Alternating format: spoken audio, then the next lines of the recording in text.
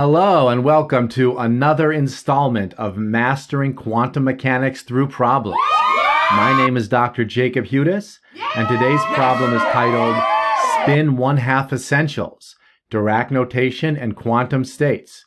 I'm going to get to the problem in just a couple of minutes. First, I want to discuss some fundamental properties of spin 1/2 particles in magnetic fields. Terrific! I want to begin by talking about a spin 1/2 particle in an external magnetic field. My goal, as always, is to explain the core concepts in a clear and concise manner. It's an experimental fact of science that a spin 1/2 particle, for example an electron, has a total angular momentum of √3/2 h bar. This is a crude picture of an electron, and we can think of it as a tiny charge spinning with a constant angular velocity that never changes. There's no way to ever change the angular velocity, and it's built into the electron. When a spin 1/2 particle is placed in a magnetic field, it can have only two energy states. One, z component of angular momentum h bar/2 parallel to the magnetic field, or the other energy state is with a z component of angular momentum h bar/2 anti-parallel to the magnetic field. This represents energy state E1. This represents energy state E2.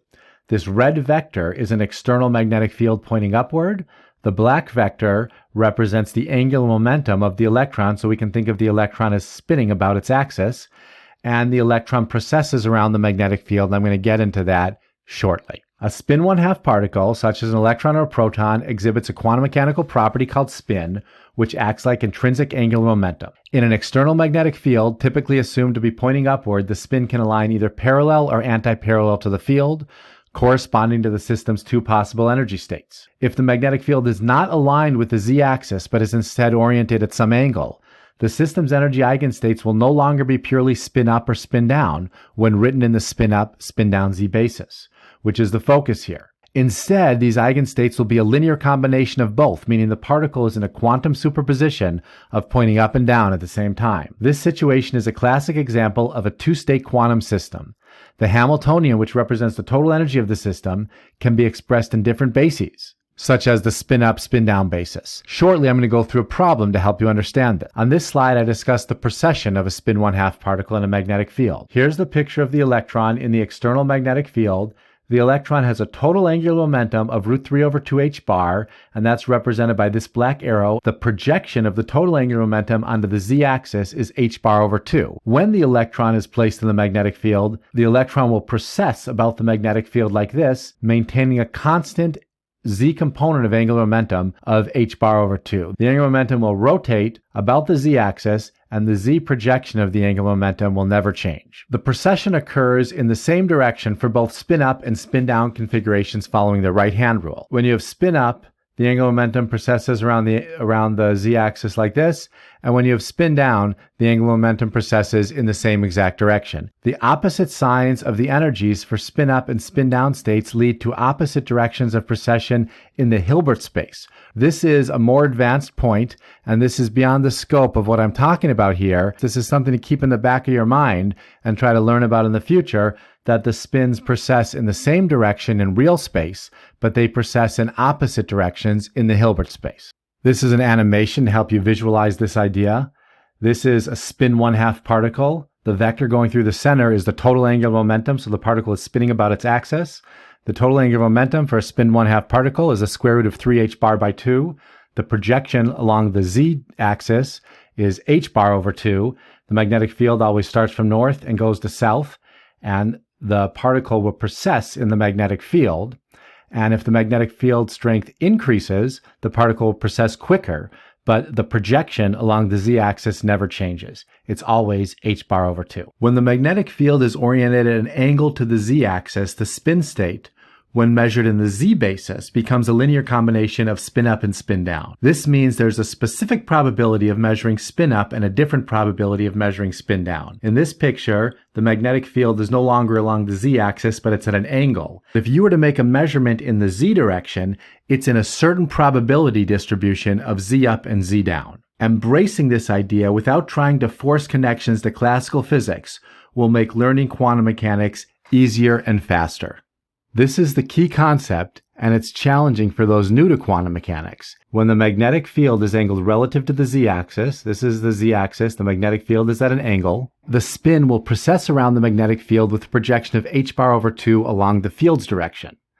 This is the field, and this is the projection of h bar over 2. This is the up-down basis, and if you measure this spin in the up-down basis, you'll find the spin in a specific linear combination of spin up and spin down. This means there's a predictable probability of measuring the spin in the up state and a predictable probability of measuring the spin in the down state. In this example, the magnetic field has a positive projection along the z-axis. So the probability of measuring spin up is higher than measuring spin down. It's important to note that even with no projection along the negative z-axis, there is still a significant probability of measuring spin down. If the magnetic field were at a right angle to the z-axis, there'd be a 50% chance of measuring the spin up and down. This concept is crucial to grasp. It's something to absorb and internalize rather than trying to understand in the conventional sense. Now let's look at an example problem. The Hamiltonian, which represents the total energy of the system, can be represented in Dirac notation and as a matrix. The goal of this problem is to explore these forms and understand that the Hamiltonian can be written in different bases. Here, the Hamiltonian is presented in the spin-up, spin-down basis. This is the Hamiltonian in Dirac notation, and I'm going to try to explain this in this problem. We're dealing with a situation where the magnetic field is at some angle relative to the z-axis, but we've written the Hamiltonian in the spin-up, spin-down basis. E is a real constant with dimensions of energy. This orthonormal basis corresponds to spin-up and spin-down. Part A, obtain the matrix representation of A in the spin-up, spin-down basis. Part B, find the eigenvalues and normalized eigenvectors of H. Part C, verify that the normalized eigenvectors of H, denoted as E1 and E2, satisfy the Dirac completeness relation, and this is the Dirac completeness relation. The Hamiltonian is often presented rather than derived from first principle, which can be confusing. However, this is a common approach in quantum mechanics courses, so we'll focus on the problem at hand.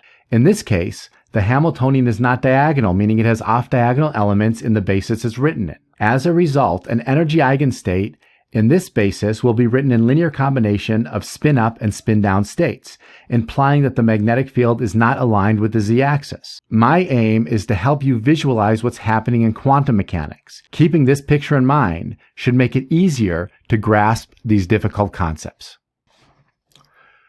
Question A says, obtain the matrix representation of the Hamiltonian in the up-down basis, where up represents spin-up and down represents spin-down. In this problem, we're given the Hamiltonian in Dirac notation. To compute the matrix representation of the Hamiltonian, what we do is we take all the states, in this case there's two states, it's a two-state system, and we write them as a column, as bras, and then we take the two states and we write them in a row as kets, and then we sandwich the Hamiltonian between the bras and the ket. This is called a matrix element, and this matrix element is up, H up. This matrix element is up, H down, this matrix element is down, H up, and this matrix element is down, H down. And then we compute these matrix elements, and let me show you how this is done. So the Hamiltonian is here, and so for example, if I want to compute the matrix element up, H up, that's this matrix element, then I sandwich the Hamiltonian with the kets up and up. And so the E is a constant. It can come out in front. This term will be the inner product of up with up times the inner product of up with up. If I put an up bra on this side and an up ket on this side, then that's what we get. And the inner product of up with up is 1. The inner product of up with up is 1, so this term is 1. The next term is minus I times the inner product of up with up and the inner product of down with up. That's this term. And this is equal to 0 because even though this is 1, it's multiplied by 0 because the inner product of down with up is equal to 0. And this term is also 0 because the I comes out in front, and then you have up, down, times the inner product of up, up, even though this is 1, this is 0. So this matrix element is just equal to E. And as you can see, we have E here multiplied by 1. Here's another example. The matrix element of up, H down, as this matrix element. The E comes out in front again, and now I have up with up and up with down, so this term is equal to 0. Then we have minus up with down, and down with down, this term is equal to 0. Then we have minus I times up with up and down with down, and so this term is equal to minus I. The E is still there, so it's minus I times E. And the final term is I times up with down times up with up, and so this is equal to 0. This matrix element is negative I times E, and as you can see, there's a negative I here, and the E gets pulled out in front of the matrix. I encourage you to work out the other two matrix elements. Part B, find the eigenvalues and normalized eigenvectors of H. This is the Hamiltonian matrix H. In the previous two videos in this playlist, I've covered how to solve for eigenvalues and eigenvectors. For this problem, I'll simply present them to you. You can verify that they are correct by performing the matrix multiplication and factoring out a root 2. The system has two energy states, E plus with an energy of square root of 2E, corresponding to a spin aligned parallel to the magnetic field, and E minus with an energy of negative root 2E, corresponding to a spin aligned anti-parallel to the magnetic field. In this problem, we've expressed the energy eigenstates in the up-down basis. This is the eigenvector E plus. For E plus, we found it's equal to 0.294 times spin up plus I times 0.383 times spin down. This means that the stationary state with E plus has an 85.4% probability of being measured in the plus Z direction and a 14.7% probability of being measured in the minus Z direction when observed in the up-down basis. One important point to note is that the eigenvector E minus has components that are swapped compared to E plus. This makes sense because E minus has the same projection along the minus Z-axis as E plus has along the plus Z-axis. This symmetry is a key concept in quantum mechanics, illustrating how states can be expressed in different bases. Although we're not given the exact angle of the magnetic field in this problem, it is possible to determine it using the eigenvectors. I encourage you to think deeply about these concepts. They're fundamental to understanding quantum mechanics.